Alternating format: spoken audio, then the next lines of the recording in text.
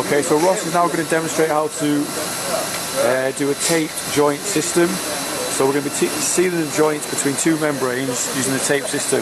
Now the tools required for this, obviously double-sided butyl tape, a neoprene roller, a hot air gun, a penny roller, a pair of scissors, tape measure, a cloth for cleaning the membrane, and a GR foil tape, gas resistant foil tape. Now the first step, you've got to make sure you've got 100mm overlap between the two membranes.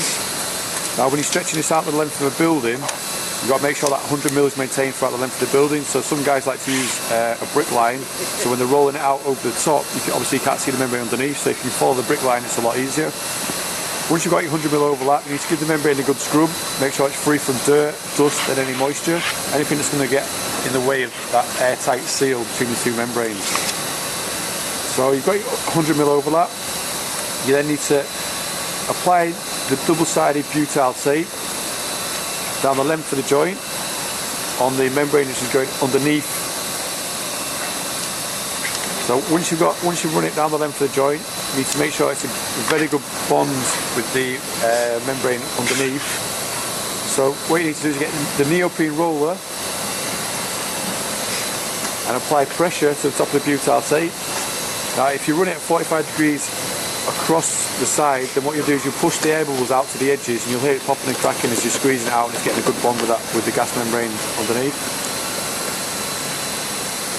Once you run down the entire length of the joint, you peel off the backing paper, and again with the neoprene roller on top, if you just apply pressure you can hear it popping and cracking as the air bubbles move to the edges. Now the double-sided butyl tape is your first barrier against both moisture and gas. Primarily it stops the moisture but also stops some gas.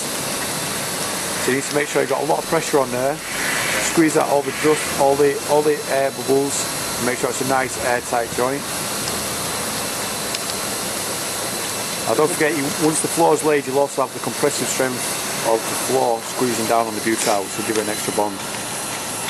If you then apply some heat, the butyl tape needs to be kept in a warm place before you apply it. It doesn't stick when it's cold. So if it is a cold day like today, apply some heat on top of it, get the neoprene roller on there again, and that will make sure you get a good bond with the double-sided butyl tape. Check that, run down your length. You also need to make sure that if you run out of butyl tape, when you join the next piece, it's a continuous joint. So you need to overlap by about 20mm. Make sure that you've got the continuous seal of double-sided butyl tape around the entire, around all joints. The second defence is a GR foil tape. That's a gas-resistant foil tape. It's a 75mm wide roll. You need to apply it 50-50 to the top membrane and the bottom membrane. So you apply that down the entire length of the joint.